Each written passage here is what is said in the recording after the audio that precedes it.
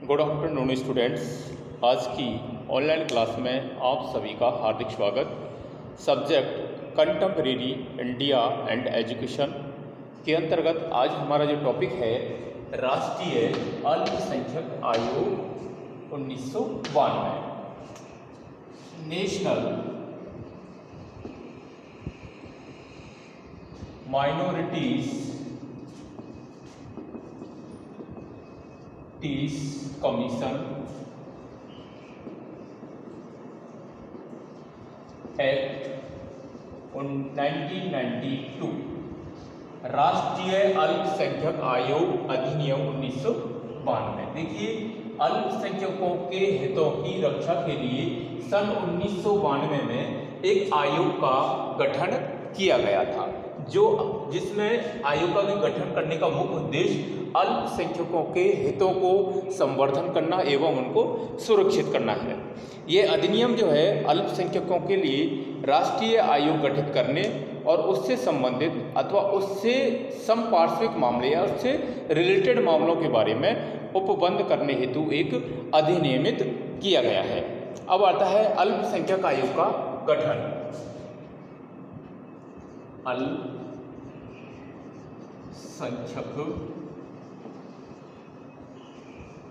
आयोग का गठन।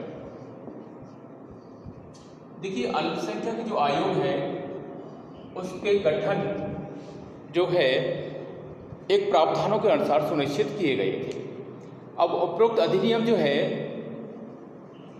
एक अध्यक्ष, एक उपाध्यक्ष और उपाध्यक्ष सहित 5 सदस्यों को नामित करता है। इसमें एक अध्यक्ष,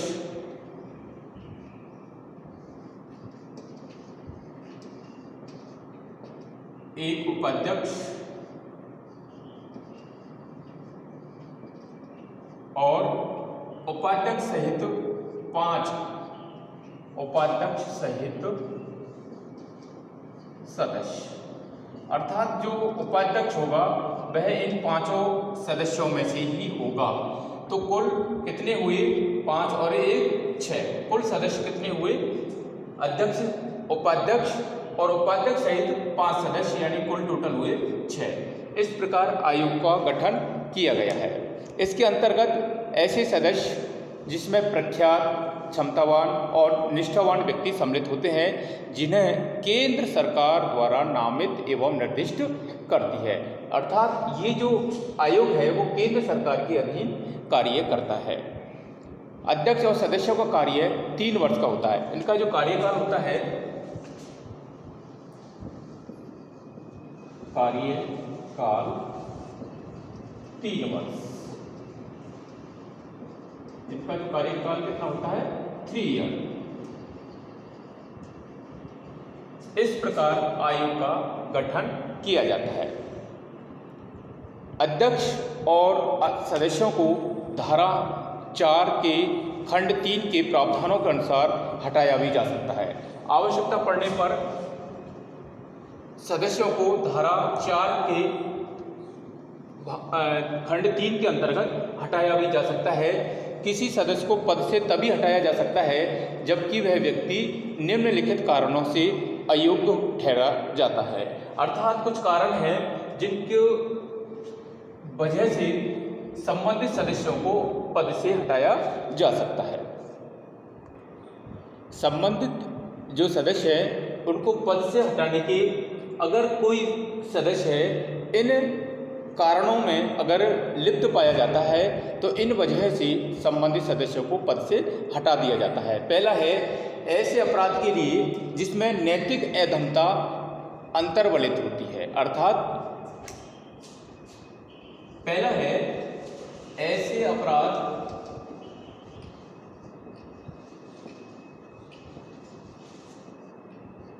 जिनमें नैतिक अधमता अंतर्वलित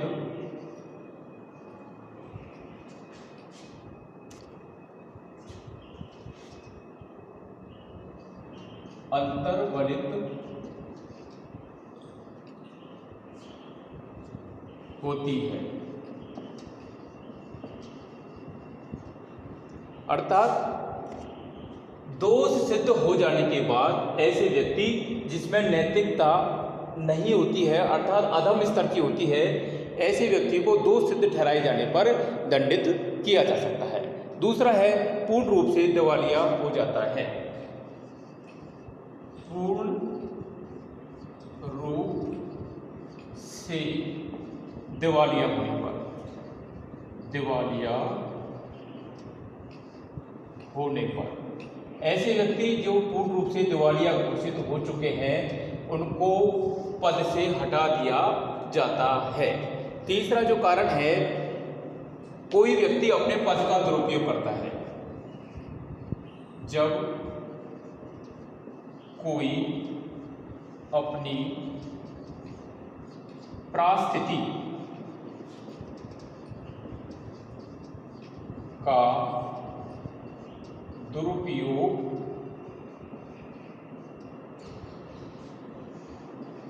करता है।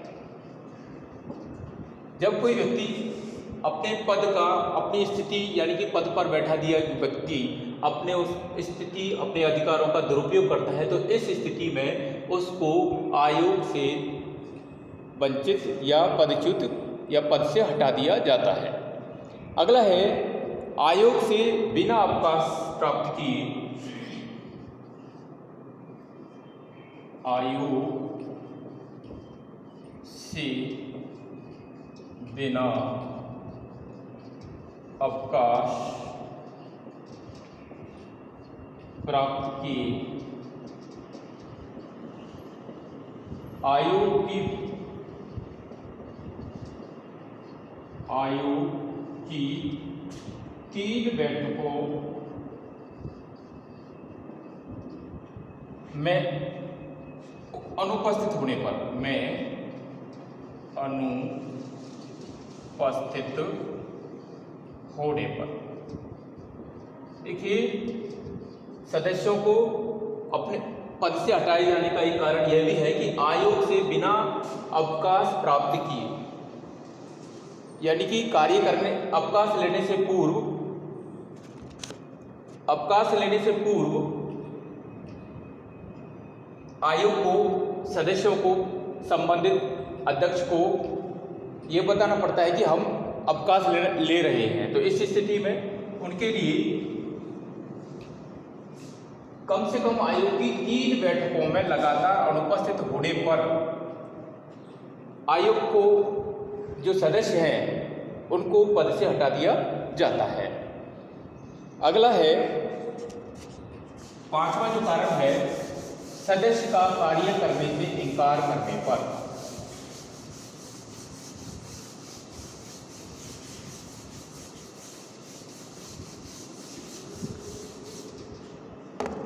पांचवा जो कारण है, सदस्य का कार्य करने से इनकार करने पर।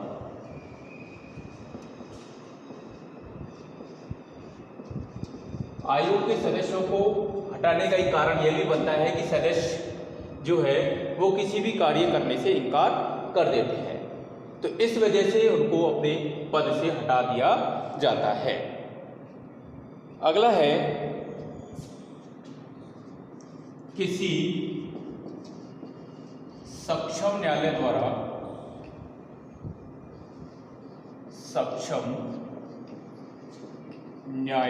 द्वारा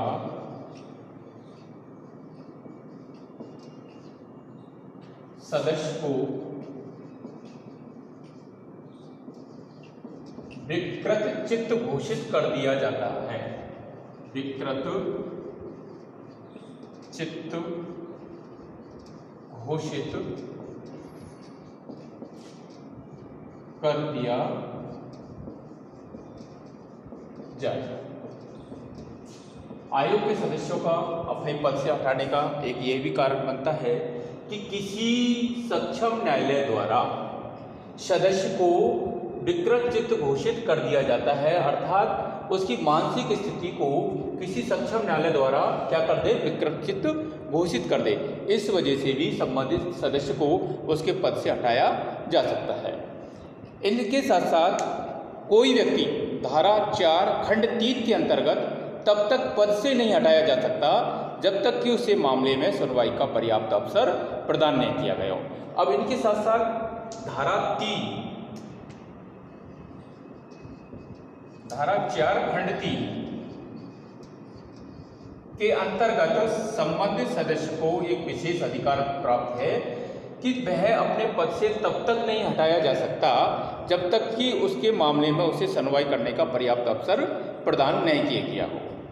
अब आते हैं आयोग के कार्य। आयोग के कार्य, function of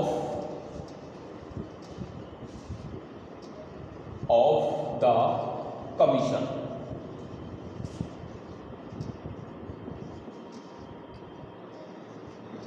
function of the commission, आयोग के कार्य क्या है? तो पहला जो कार्य है आयोग का, केंद्र सरकार द्वारा संबंधित सदस्यों को किसी भी कार्य से, विवाद से संबंधित निर्दिष्ट करने पर आयोग द्वारा अपनी रिपोर्ट प्रस्तुत करना। जैसे कि अल्पसंख्यक आधार पर कोई विवाद फंस गया है तो उसके आधार पर केंद्र सरकार संबंधित सदस्यों को एक निर्देश देगी और निर्देश के आधार पर संबंधित जो सदस्य हैं अपनी रिपोर्ट प्रस्तुत करें, पहला कार्य। दूसरा है कठिनाई के बारे में केंद्र सरकार को रिपोर्ट प्रेषित करना। अल्पसंख्यक आयोग के लिए केंद्र सरकार द्वारा कोई नियम बना दिया जाता है और जो नियम है वे उनको लेकर के अल्पसंख्यक के जो व्यक्ति है उनको कोई परेशानी आ रही है, तो इस स्थिति में केंद्र सरकार को ये आयोग जो है अपनी रिपोर्ट प्रस्तुत कर सकता है। तीसरा जो कार्य है, केंद्र व राज्य जो सरकार है उनके समुचित उपाय के विषय में सुझाव देना।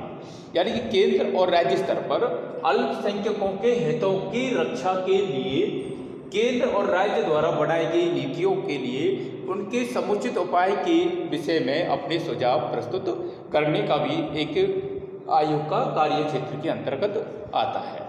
अगला है अल्पसंख्यकों के आर्थिक, सामाजिक और शैक्षिक विकास से संबंधित विषयों पर अध्ययन और विश्लेषण करना। कहने का मतलब है अल्पसंख्यकों के जो आर्थिक है, सामाजिक है और शैक्षिक विकास से संबंधित जो विषय है जो सरकार के द्वारा बना दिए गए हैं उन नियमों पर अध्ययन करना और उनके बारे में विश्लेषण करना। साथ ही साथ उनकी जो अल्पसंख्यक आयोग है यह भी करता है कि अल्पसंख्यक जो सदस्य है उनके आर्थिक, सामाजिक और शैक्षिक क्या हित हैं, उन हितों के बारे में एक अध्ययन करना। अध्ययन करने के बाद उनको विश्लेषण कर और रिपोर्ट को आगे प्रस्तुत करना कि किस प्रकार से आर्थिक, सामाजिक और शैक्षिक आधार पर अल्पसंख्यकों के हितों को किस प्रकार से सुरक्षित रख सके।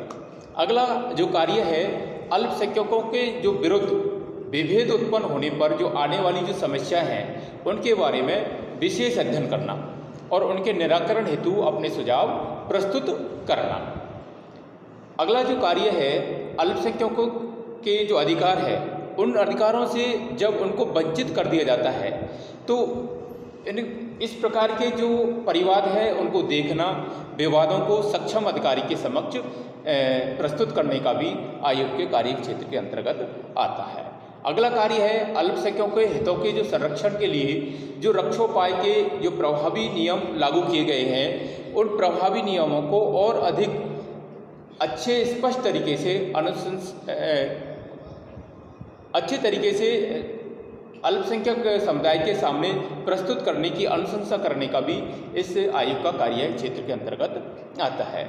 अगला जो है अल्पसंख्यकों के विकास के संबंध में प्रगति का मूल्यांकन करना कि अल्पसंख्यकों ने जब सरकार के द्वारा कोई नियम बना दिए जाते हैं इनके विकास से संबंधित तो इनका विकास हुआ है या नहीं हुआ है, इस स्थिति का जायजा लेने के लिए एक रिपोर्ट प्रस्तुत की जाती है और रिपोर्ट प्रस्तुत करने का आधार होता है मूल्यांकन। एक तरह से उनका इवैल्यूएशन करना कि अल्पसंख्यकों के विकास कहाँ तक हुआ है कहाँ तक नहीं हुआ है, क्या स्थिति है, इस सारी चीज़ों का एक मूल्यांकन के द्वारा एक रिपोर्ट प्रस्तुत सरकार को की जाती है।